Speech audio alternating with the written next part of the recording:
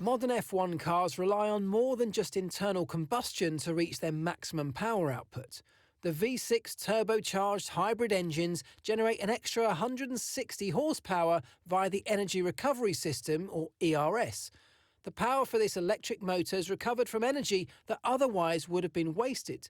The MGU-K recovers energy from the engine when it's off throttle, and the MGU-H takes it from the turbo. The ERS system has a number of modes that can be changed on the fly for either more harvest or deployment, depending on if you need to charge the battery or gain more performance. Each lap you can only harvest and deploy a limited amount of energy. This remaining value is visible on the MFD. This system will also degrade with use, so as your energy store degrades, the battery capacity will decrease. Additionally, as the MGU-K wears, the rate you can harvest energy is slowed. Keeping up with the development race is vital for continued success in Formula One, but resources are limited, so choose carefully where you allocate them. Throughout your career, you'll earn resource points, and there are 4 departments of car development in which you can spend them: powertrain, chassis, aerodynamics, and durability. At any one time, each of these can be tasked with researching a new part. Higher levels of upgrade will cost more and take longer to complete, but the performance gains will be significant. Department morale is also an important factor, so think carefully about what you choose. You'll need to find the right balance to suit your needs and maximise performance throughout the season.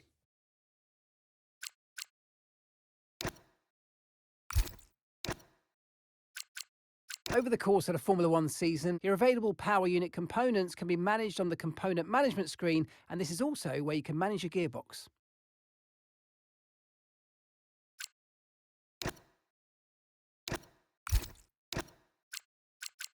The multifunction display, or MFD, is a vital tool to give drivers control over their cars and make important information visible during the race. It's possible to cycle through the screens on the MFD to access car settings such as brake bias or the tyres to be fitted at the next pit stop, as well as car condition, component temperatures, and race strategy information.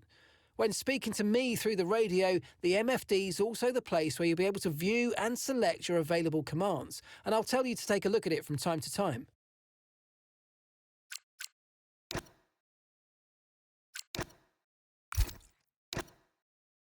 Consistency over a long distance is vital in Formula One, so being able to manage tyres and reduce tyre wear is a useful skill. The tyre management programme, available in free practice sessions, will help you to learn tyre management whilst earning resource points for development of your car. Be careful on the controls to reduce the amount of tyre slip and therefore wear. The better you can do this, the higher you'll score and the more resource points you'll receive. You'll need to balance tyre management with speed, as you must stay under the target lap time.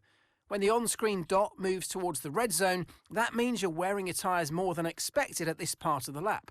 If it stays in the green or purple zones, you're wearing them less, so try and stay in those areas for a successful test.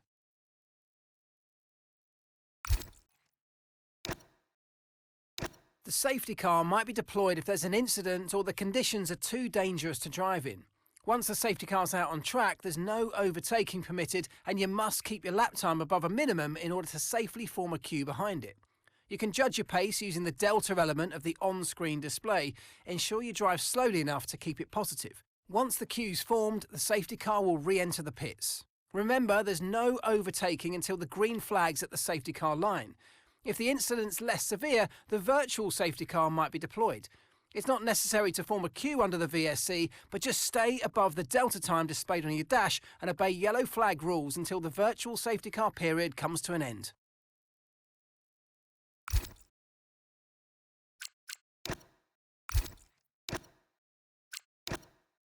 The formation lap's an opportunity to practice your race start and put some energy through the tyres and brakes to get them up to the optimal temperature for the beginning of the race.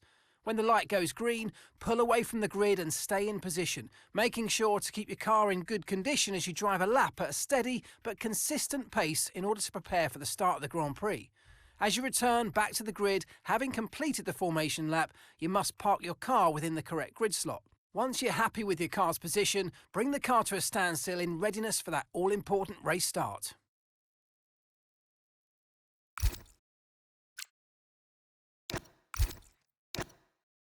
Races aren't won from the start line, but they can be lost, so getting a good start can make an important difference to your Grand Prix.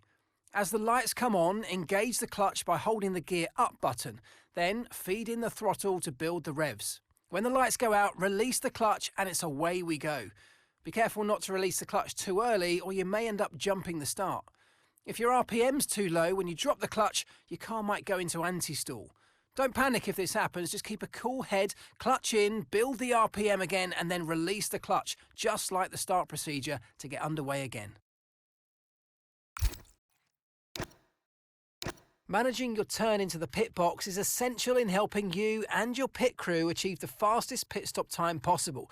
Believe me, I've been there and I know how annoying it is when you get it wrong. Get the timing wrong and this can cause you to add considerable time to your stop, meaning a crucial time advantage could be given to your opponents out on track.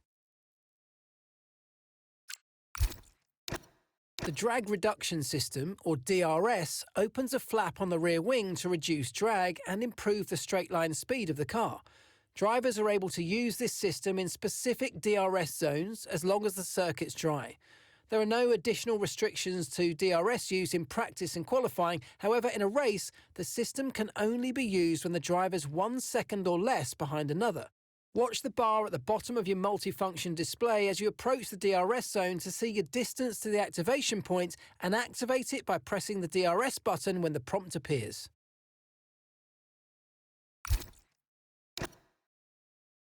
In the unforgiving world of Formula One, free practice sessions are a vital part of any Grand Prix weekend. During your F1 career, you'll be able to utilise these sessions to complete practice programmes, which will help you to learn the track and earn you points that can be invested in developing your car. You'll also be able to adjust your car setup over the course of these sessions to try and find those extra fractions of a second. The sporting regulations dictate that after each free practice session, you'll have to hand back 2 sets of your dry tyre allocation for the weekend, so get the most out of them while you can.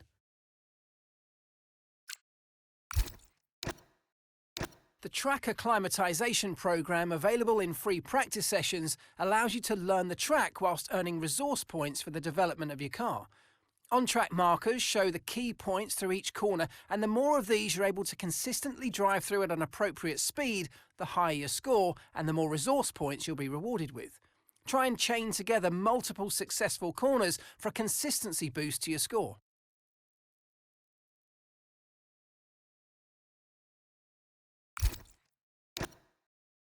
Tyre selection's a critical issue in Formula One, and the current tyre regulations give individual drivers more freedom than ever. Pirelli allow 13 sets of dry tyres and 7 sets of wets for a full race weekend, so you need to be careful to make your allocation last the distance. From the dry sets, 3 are pre-selected by Pirelli and marked as mandatory for Q3 in the race, but drivers can adjust their allocation for the other 10 sets from the 3 available compounds. Just remember, during the Grand Prix, every driver must use one of Pirelli's mandatory sets plus 1 set of tyres from a different compound. In today's era of hybrid engine technology, Formula One employs a strict maximum limit on the fuel load. In order to run as light as possible, teams will tend to underfuel their cars, but this means drivers need to save fuel during the race. Fuel saving can be achieved by using a technique called lift and coast.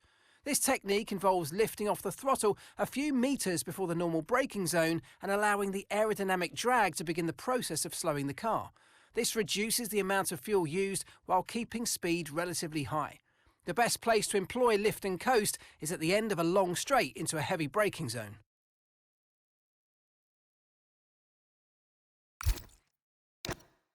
The qualifying pace programme, available in free practice sessions, challenges you to beat a target time that corresponds to an expected position on the starting grid.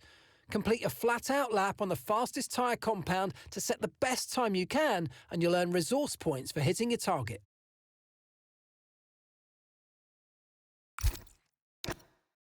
The race strategy programme is all about developing a personalised approach for the race ahead. This test will help the team to understand how much fuel is required and also the best tyre policy to employ for the race. The results are determined from data which is directly affected by your driving style, so managing your fuel and tyre wear during the test, for example, will result in a strategy that caters to these qualities.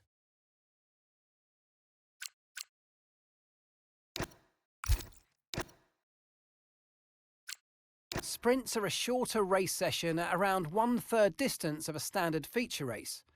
Drivers are not required to pit during a sprint for a change of tyres, though they are able to do so. Sprints now have their own dedicated qualifying session, and there are points awarded for the top 8 finishers of the sprint in the following denominations.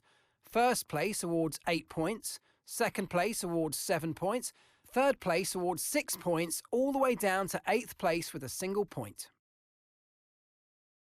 In Formula One, incidents can occur that cause a risk to both the drivers and officials on the track. If these circumstances are such that the track can't be negotiated safely, even behind the safety car, then the session will be suspended. At this point, red flags are ordered to be shown. All cars must slow down and return to the pit lane and wait for the track to be cleared of any danger before the session can be restarted. During the session suspension, cars can be worked on within the allotted time, including regulated repairs of genuine accident damage and the changing of tyres.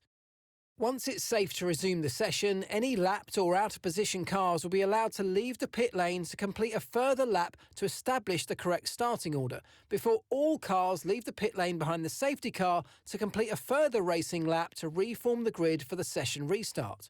Once all cars are in position on the grid, the session can be restarted with a standing start procedure.